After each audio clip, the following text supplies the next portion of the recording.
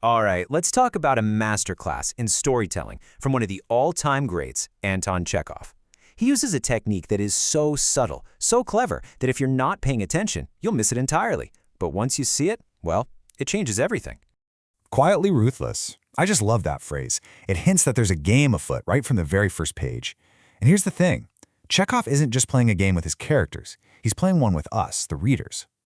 So first things first, we have to meet our main character, Dmitry Gurov. And we have to meet him exactly the way Chekhov wants us to, because honestly, his introduction is the entire key to unlocking this story's magic. Okay, so Gurov's worldview is pretty bleak. He's not exactly a hero. He privately calls women the inferior race, and yet his whole life is basically built around pursuing them.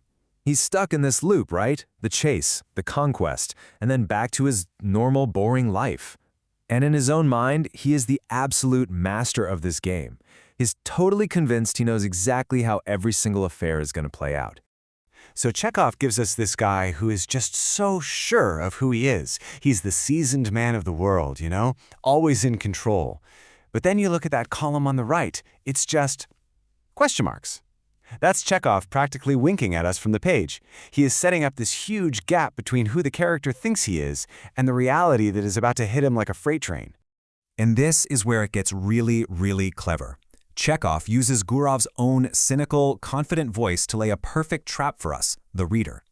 Now, the reason this trap works so well is because Chekhov is completely silent. He lets Gurov share his awful opinions and his totally skewed self-image, and he never steps in to judge him. There's no narrator saying, by the way, Gurov was a fool who didn't know himself at all. Nope, he just presents Gurov's version of reality as if it were fact. And since we're taught to trust the narrator, we just accept it. We believe Gurov's self-portrait is the truth. It's an incredible bit of psychological jujitsu. You can really see how it works here. It's a beautiful, simple setup. Gurov talks his talk. Chekhov doesn't say a word. We believe him. And then, bam! The story unfolds. And Chekhov pulls the rug out from under both Gurov and us by showing that everything this guy believed about himself was dead wrong. Okay, so we've seen how the trap is built. Now let's watch it spring. And it all goes down during his affair with a woman named Anna Sergeyevna. This is where the story really catches fire. So picture this. He's on vacation at this sunny resort, Yalta. He spots her, Anna, the lady with the little dog. He makes his move.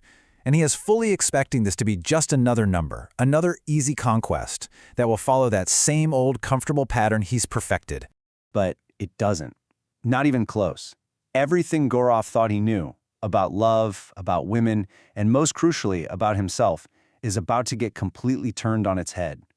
That predictable pattern he built his entire identity around, it's about to shatter into a million pieces. And it turns out, all of that cynical, world-weary stuff, it wasn't real armor. It was just a costume he was wearing. And the man underneath that costume is not the cold, calculating player he thought he was. He's actually vulnerable, and he's capable of a depth of feeling that just absolutely blindsides him. So how on earth does Chekhov show us this massive internal shift? Well, the genius of it is that he never comes right out and says it. There's no big aha moment where Gurov declares he's changed. Instead, Chekhov trusts us. He trusts you to be the detective and just look at the evidence. The affair is supposed to be a nice, fading memory, but it doesn't. It actually grows stronger. Back home in Moscow, he can't settle down. He's haunted by her. He even takes this totally ridiculous, desperate trip to her boring little town just for a chance to see her. His actions are screaming that he is not the man he was at the beginning of the story. And this, right here, brings us to the absolute core of Chekhov's genius. The real emotional gut punch of the story comes from the massive gap between what we know about Gurov and what Gurov knows about himself. I mean, this chart says it all. By the time Gurov even starts to have an inkling of what's happened to him, that he's actually truly fallen in love, we, the readers, have known it for pages. We saw all the clues pile up. The story lives and breathes in that huge gap in awareness.